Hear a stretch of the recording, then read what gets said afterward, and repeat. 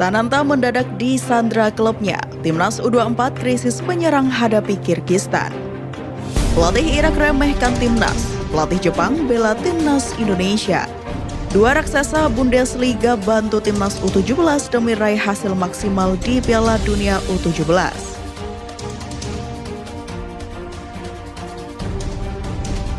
Simak berita selengkapnya hanya untuk Anda.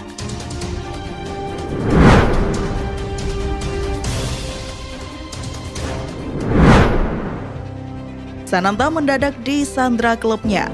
Timnas U24 krisis penyerang hadapi Kirgistan.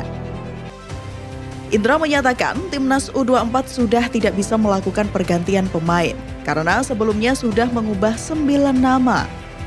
Timnas Indonesia U24 tidak akan memanggil penggawa baru menggantikan Ramadan Sananta yang tak mendapatkan izin dari Persis Solo karena sudah tak bisa menambah pemain di Asian Games 2023.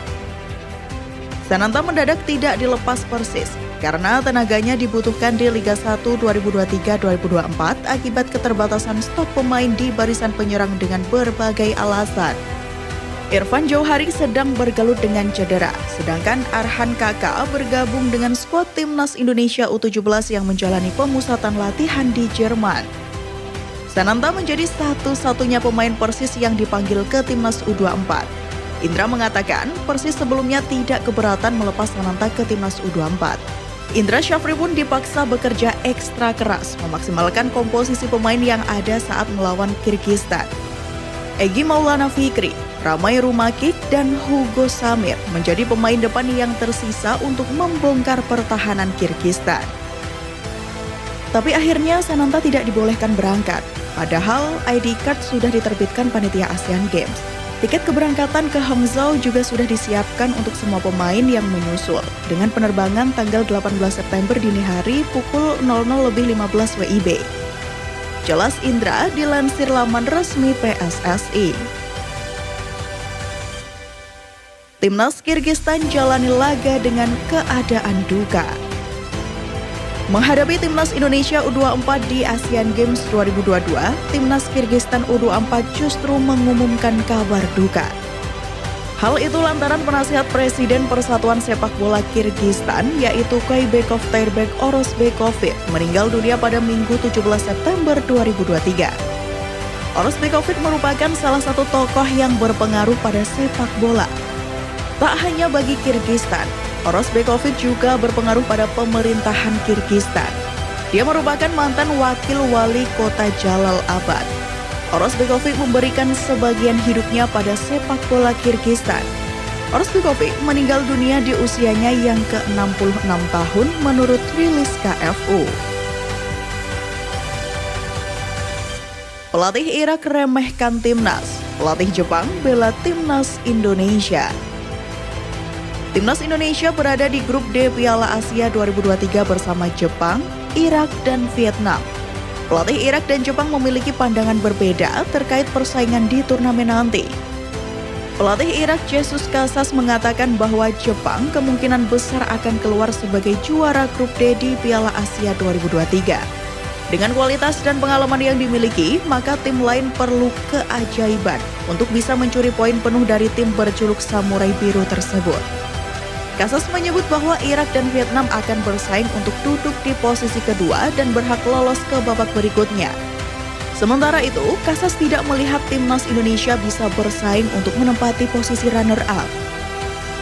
Jepang adalah favorit di grup kami, sementara Vietnam dan kami harus berjuang untuk lolos ke babak berikutnya, ujar Jesus Casas. Pandangan berbeda justru disampaikan pelatih Jepang, Hajime Moriyasu, yang menganggap grup D memiliki persaingan ketat. Moriyasu cenderung tidak mau meremehkan Indonesia, meski secara kualitas sangat jauh dari Jepang. Dia menilai Jepang perlu kerja keras untuk lolos dari grup D dan bersaing meraih gelar juara Piala Asia 2023.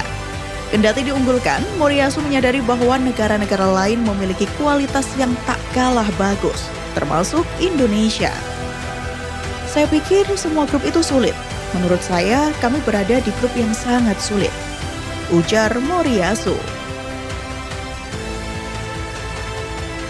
Dua raksasa Bundesliga bantu timnas U17 demi raih hasil maksimal di Piala Dunia U17.